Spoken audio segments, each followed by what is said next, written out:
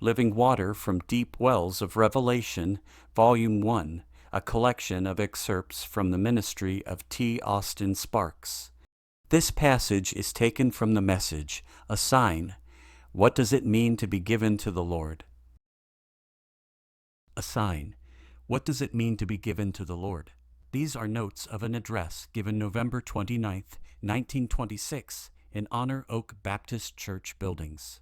This was the occasion of the withdrawal of this fellowship of believers from the organized church and their removal to new quarters.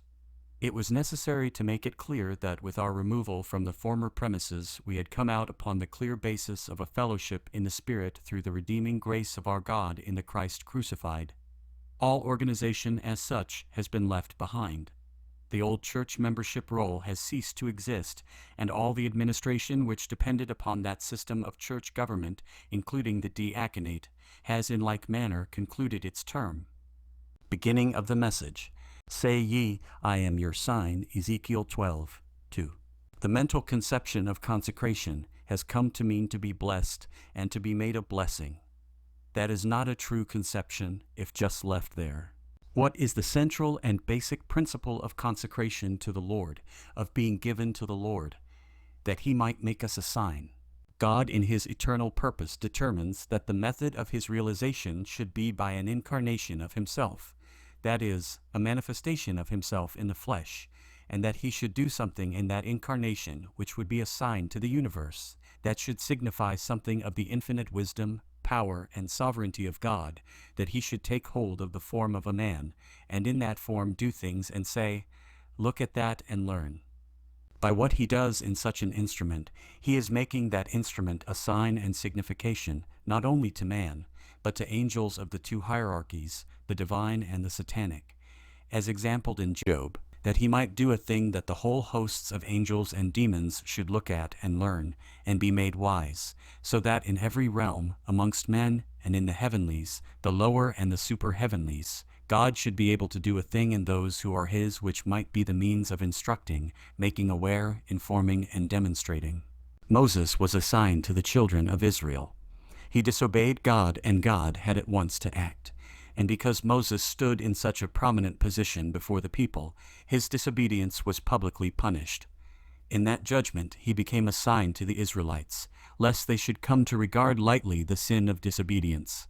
And with us, there will often have to be a public demonstration and judgment of the flesh, for the warning of others as well as the vindication of the truth in its living outworking. Moses was God's sign. It costs to be God's sign. Are we willing? How great the cost to Moses, but the afterward. I believe that the Lord in these days is seeking to gather out a people, and to gather in a people, few they will certainly be, and one does not say that the Lord can do this with all who are His, who shall be His sign to the spiritual house of Israel. Their testimony may not be a testimony that the house of Israel is utterly wrong, but their testimony will be that there is a higher and deeper life in God to which He would call them. One feels this borne in upon him so much in these days, and you will understand the signification of this, that when the Lord calls a people, a small company it may be, when He puts His hand upon one here and one there, adds them one by one to a small company of those who are to be a special sign to His household, He deals with them in different ways altogether from those which He follows with other people, and He says, I will do a new thing. Now it is no use your making comparisons with others. They may, in their way, have a certain seal and blessing of God upon them, but it does not mean that the way the Lord is leading you is a wrong way, and you dare not argue according to the ways the other people go. This is the way of the Lord for you. Do not stay to make comparisons. We stumble at that so often, we who have given ourselves wholly to God, and then have these exceptional and trying experiences to come up against the full impact of the wrath of the enemy. We look around upon others who have an easier time because they are not going the way we are going. Immediately we do that, the bottom begins to fall out of the whole thing.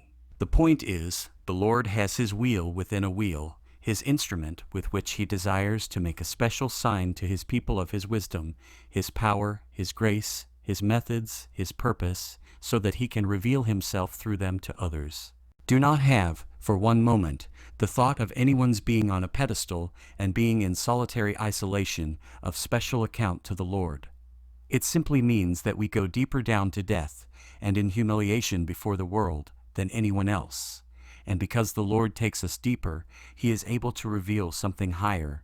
To speak now, as we are closing the days of our sojourn on the older lines, and with certain of the older associations, God is leading us out into a way which is unusual, which is, if you like, peculiar, and doing a thing which we know not of as having been done anywhere else.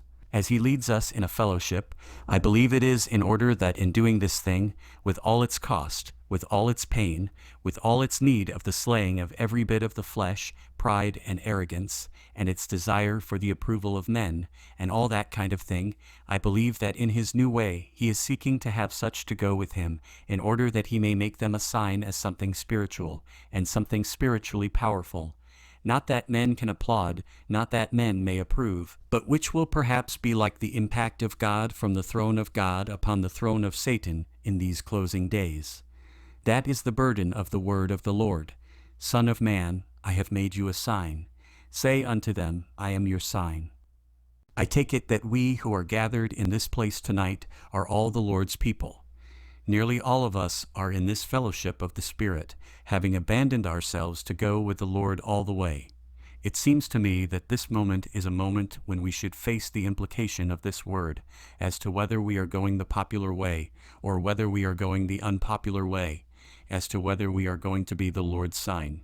When Paul uttered these words, God has made us last of all a spectacle, he was taking account of the holidays of the Romans, when they gathered for a day's sport.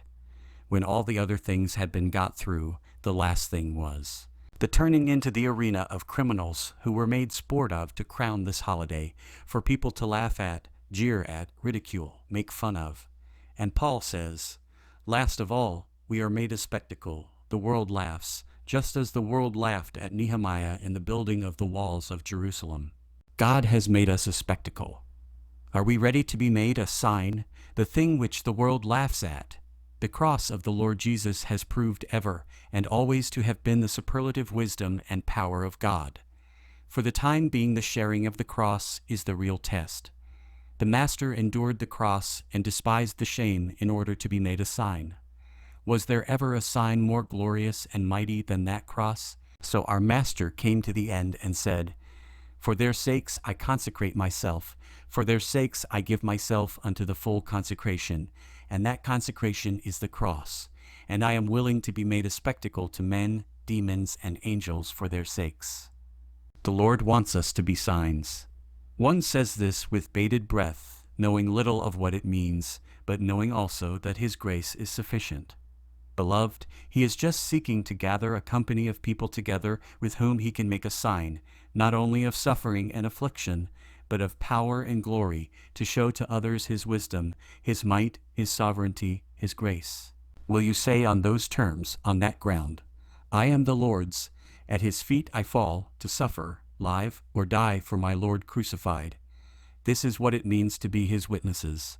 Ye are my witnesses. It does not mean going out and talking.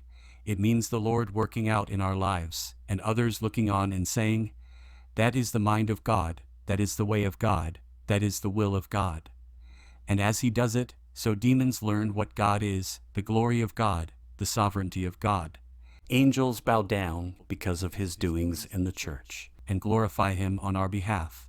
May He lead us to give our assent and consent in a new, fresh act of abandonment and consecration, individually and as a people, for these coming days.